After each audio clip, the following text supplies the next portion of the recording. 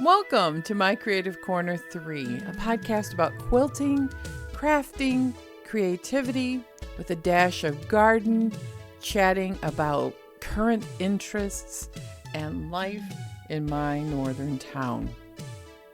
You can find show notes at mycreativecorner3.com. You can also find all of my social media, how to purchase a virtual cup of coffee, and all events on the website. Please feel free to stop by and leave a comment. I really appreciate everyone who listens. Thanks for stopping by. Welcome to the podcast.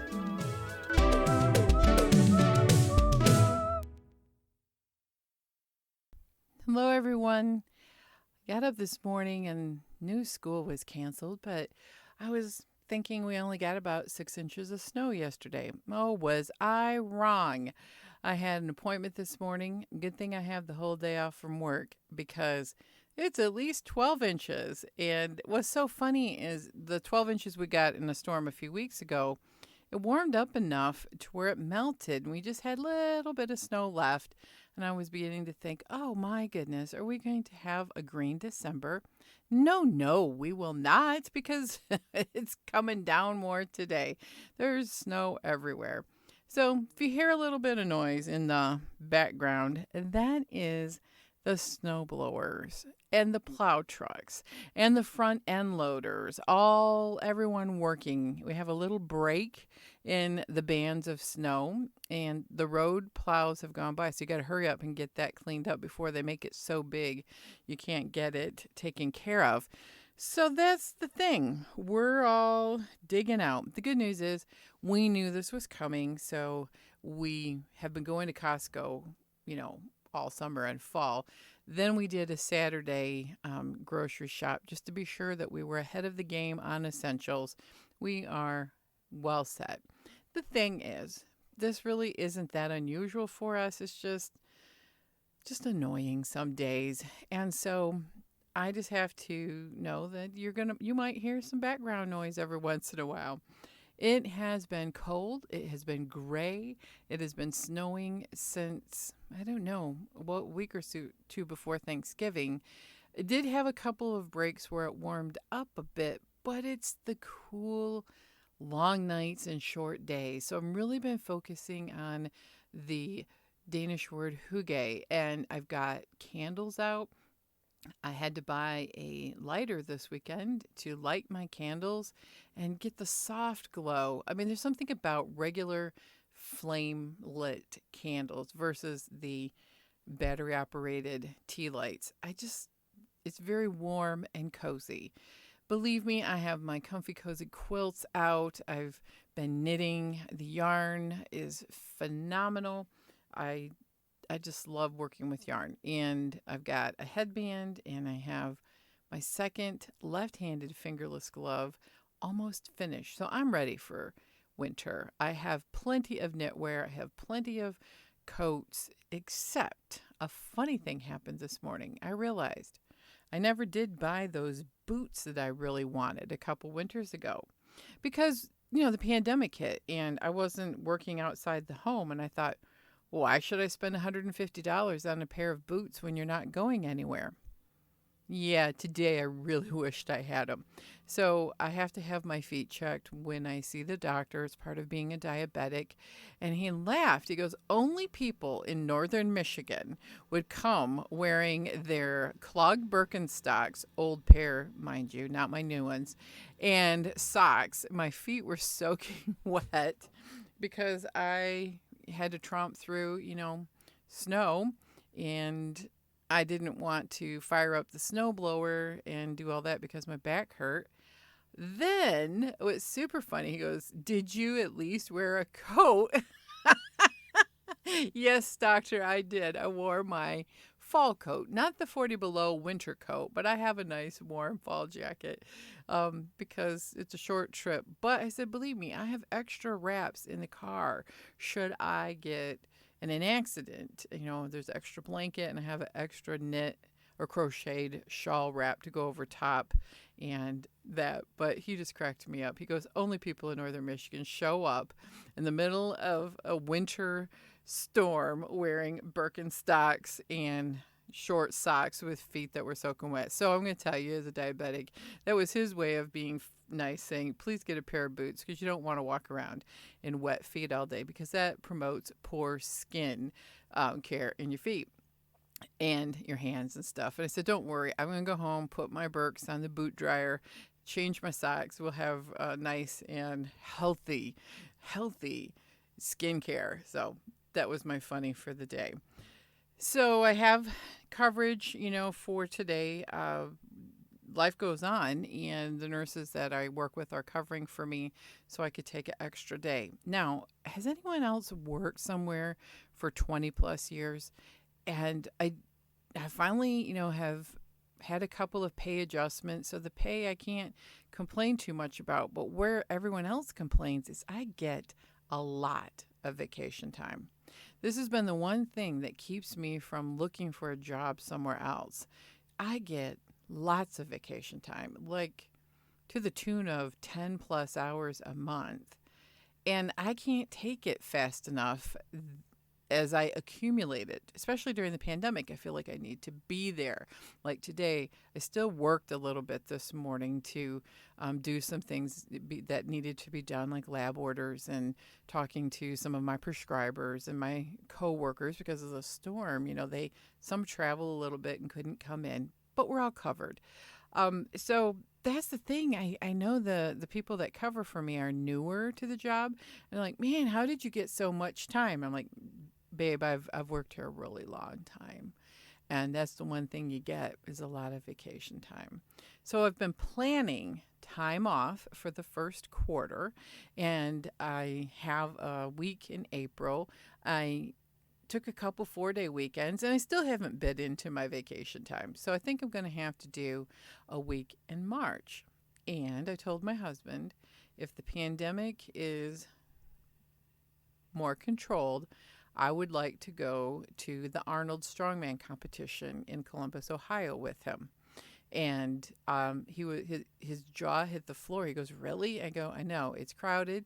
I can do crowds if it's something I want to do. I do enjoy strongman and weightlifting and the fitness stuff. We watch those YouTube shows together, and I know the people. So, I think we'll see. I'm going to take that week off of work, just number one, to have plans to use that time, because I don't want to sell it back. You don't make very much money on it. And to be honest, if you've earned that time off, I have this core belief that you should use it. So that will leave me probably a week that I'll take in the summer and maybe a week again in the fall or over the holidays at some point. So that is my work saga. It's busy, but I still have to squeeze in vacation time. So I told you that I've been doing the hygge and the knitting with the loom. The fingerless glove is loom knitting. I've been poking at this, slow poking the boho elementary wrap. Yeah, I haven't worked on that probably in a week or more. And what comes along with these unfinished projects or things that I'm poking along at?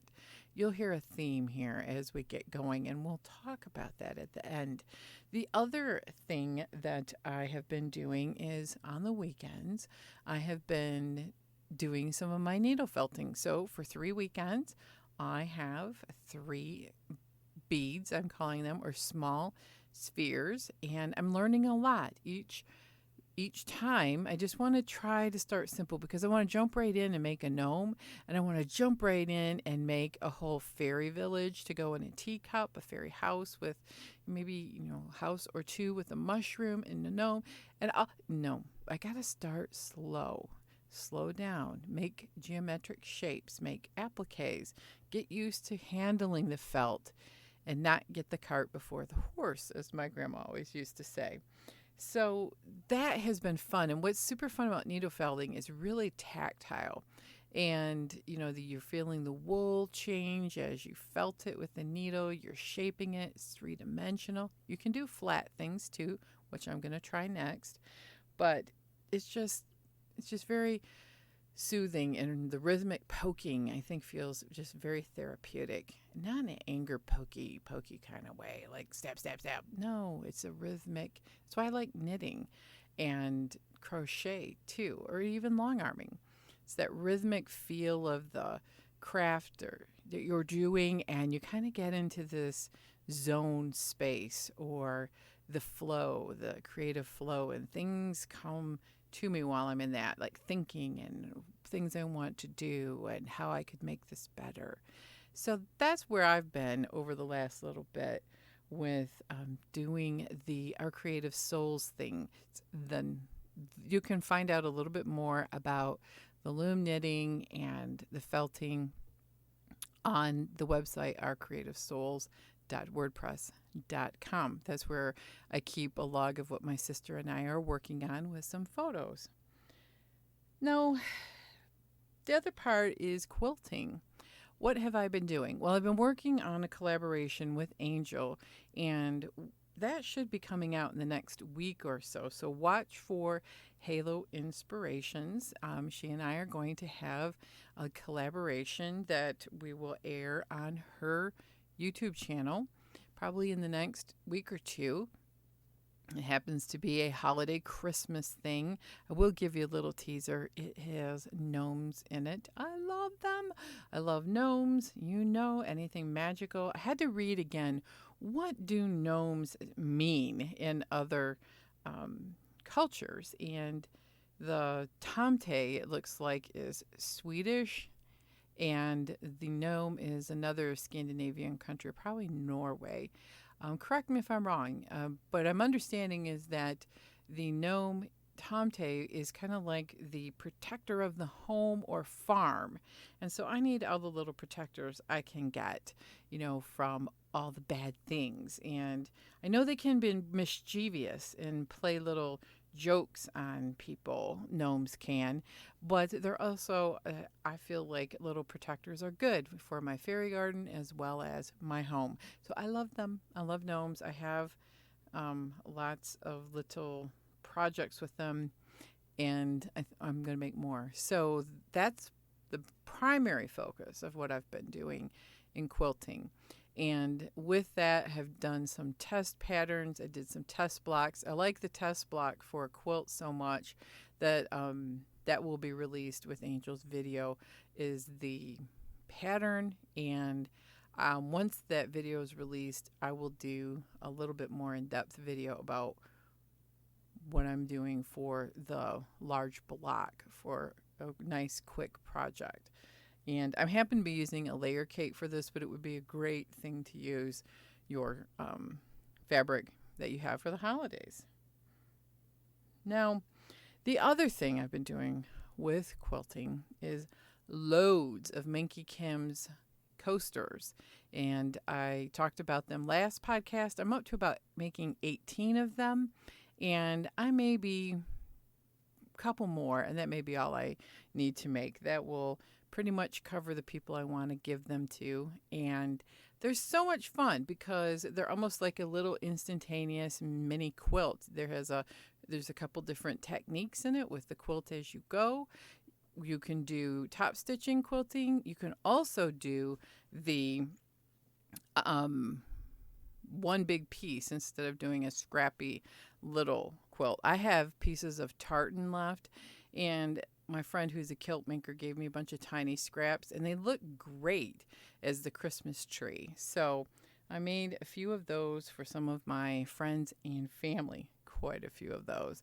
And then the other thing I'm going to do is for my friends and family, I knitted all those washcloths for the cotton yarn last year, and I have them all ready. So I'm going to give a bundle of hand knitted washcloths with these little quilt coasters, and it's just kind of a little handmade gift of love to my family and friends. Otherwise, this year we have decided to keep it simple and doing a lot of gift cards. With the supply chain and shipping problem, I don't want to take chances. Last year, a lot of our gifts didn't make it on time to family that we needed to ship to. So we're not going to do that this year. So I have been procrastinating on the hand stitching binding. I have a queen size t-shirt quilt that I've had since the beginning of the pandemic, and I am proud to say I am down to binding the last side and then burying threads and then doing the final once over. I need to lint roll it and make sure that everything is secure in place.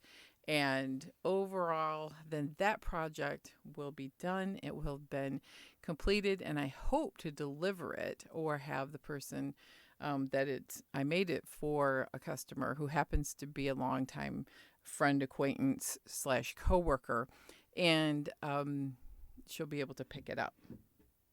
But with all of that is, man, I feel really bad, guilty that it has taken me so long to finish this quilt. I thought that I would be able to get it done really quickly, this t-shirt quilt, because the pandemic was going on. Little did I know that work would become so busy. Now, she happens to work at the same place, company I work for. It's just in a different office. She understands, so she's not in any hurry. But there's just this lingering guilt over not getting it done quickly. Just lots have happened since the pandemic started, and my energy levels, my brain space has been a little limited for after work. After work is strictly hand sewing, and before work, I just haven't really been able to do as much sewing, and long arming has been very difficult to squeeze in over the last few months. But I think I've got it down now. But, it's just, how do you deal with those guilty feelings? That's the thing. I just feel bad. Like I let her down, that it took me so long, 18 months to get this, because she dropped the t-shirts off in the summer. So yeah, it'll be 18 months by the time I get this done. And I thought I'd have it done in 6 to 9 months. I just overpromised, I guess. And that's something I need to really watch. The other part is,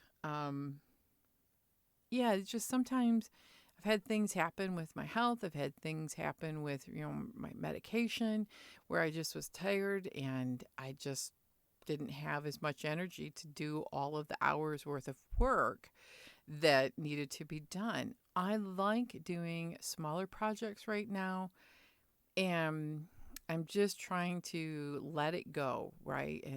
And these guilty feelings. Because the other thing that brings on crafters' guilt, I guess is what I'm calling it. It's not like it's horrific guilt and shame that can come from other things in life, but it's a crafter's guilt and shame of not being able to deliver on time. Crafter's guilt and shame that I have so many projects started and I don't have them all finished. I have a solution for that here shortly.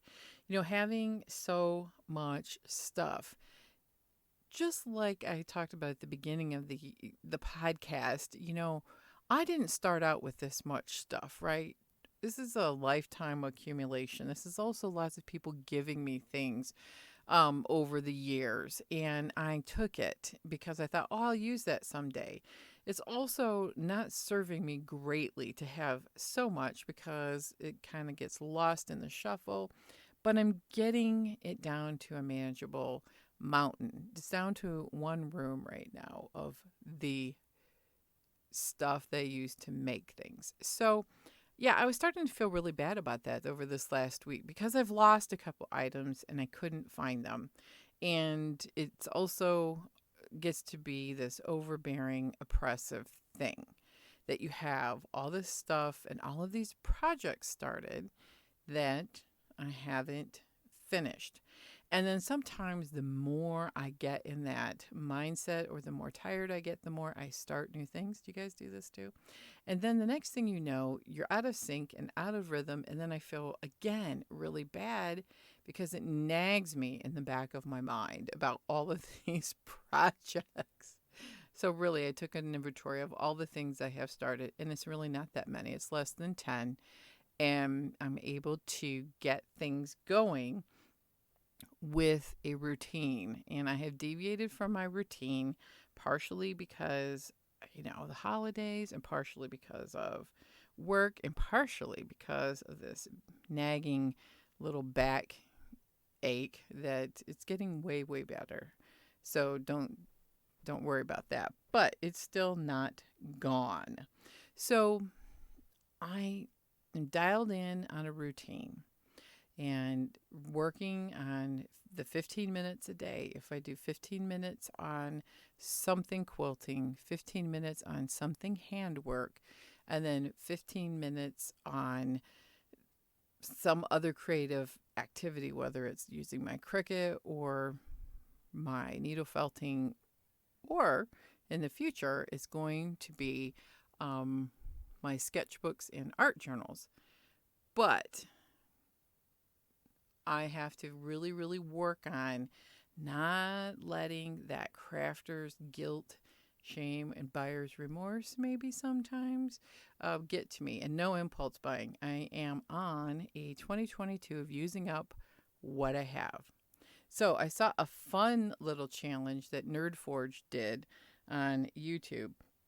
And she is a fine artist, and she does a lot of painting, and she does a lot of fantasy, three-dimensional things. I've talked about her before. If you love that kind of stuff, you should look it up. But she has a brand new sketchbook. It looks like it's leather bound and embossed, and it's got paper that's really thick so that you can paint in it.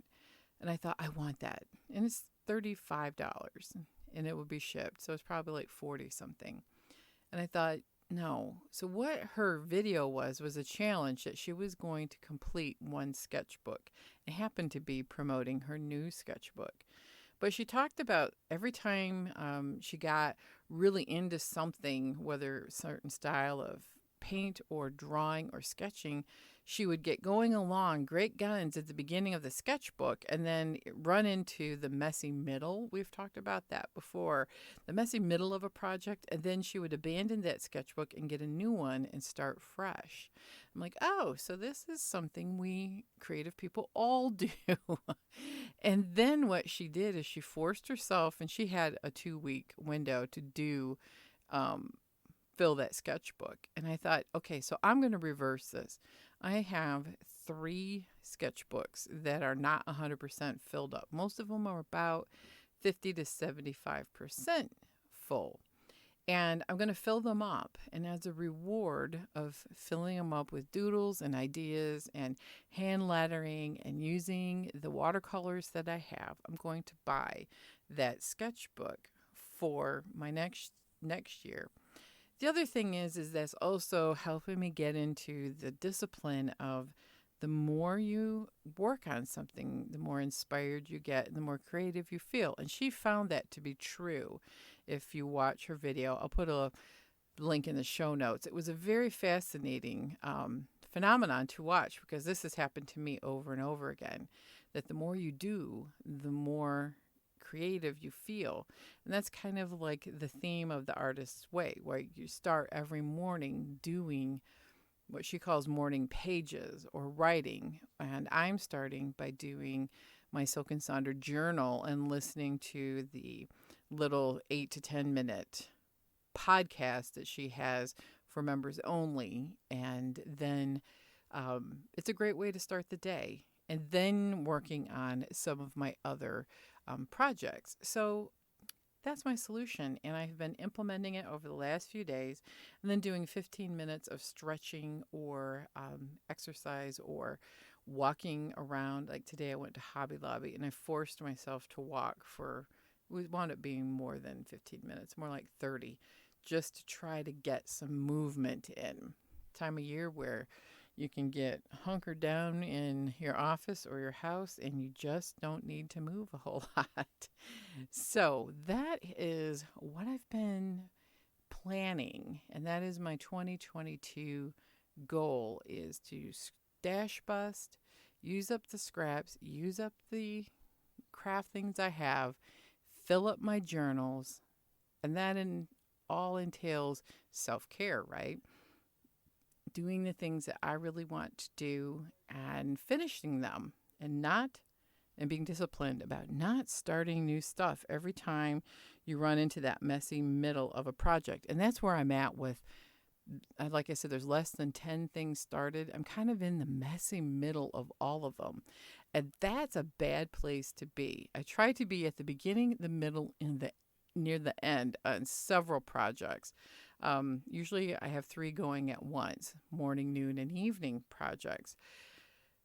Yeah, well, I just discovered it all lined up at the messy middle. And no wonder I have been uninspired and not really wanting to work on them. Because the messy middle is very tempting, very, very tempting to start something else, because you have that burst of inspiration of starting something. And then I have a really great feeling when I finish something. So anyway, crafter's guilt. Do you suffer from it? I have had it a couple of times, and I really, really have been working on the solution. So let me know if this kind of thing what has been your solution of all of these things and all of these projects going at once. And now a word from this week's sponsor of the podcast. It's Cotton Cuts. And I just want to say, if you haven't been to Cotton Cuts website, please go and look at all of the beautiful premium quilting cotton that they have. They have loads of colorways for their monthly subscription boxes, and it really is easy to navigate, and they have some wonderful things. Cotton Cuts provides premium fabric products through their many subscription boxes. Their anticipated puzzle mystery quilt launches this February. They want everyone to join in on the fun with 10 months of clues and pre-cut fabric pieces. It comes to your door in 14 beautiful colorways to choose from. You'll have a fun surprise coming to your door every month. Head to cottoncuts.com to join the thousands of detectives ready to solve the 2022 Spring Puzzle Mystery Quilt. Now, what's so amazing is that I don't know how you can pick one colorway. Oh my gosh, there's so many beautiful ones. And thank you, Cotton Cuts, for sponsoring this week's podcast. So thanks everyone for listening to the podcast. Thank you everyone who has supported the podcast through buying me a virtual cup of coffee. And I just appreciate everyone who listens and has faithfully tuned in. And I also want to thank listener for the suggestion of using e-meals for my question on getting recipes and trying to change up the old diet and exercise plan. Sometimes takes a changing up of what you're preparing, and emails had some great things, so I'm going to check that out, and probably after the holidays try the trial subscription.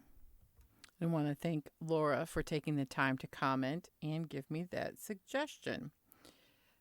So don't hesitate to leave me a comment. You can also send me an email at vholloway12345@gmail.com if leaving a public comment on show notes is intimidating to you. I really appreciate everyone tuning in and supporting the podcast. So in the meantime, I hope everyone has not been buried with all the snow that we have. I hope that you've had a few minutes every day to work on what sparks your inspiration and keeps your creativity going. So take time to be creative and quilt on, everyone.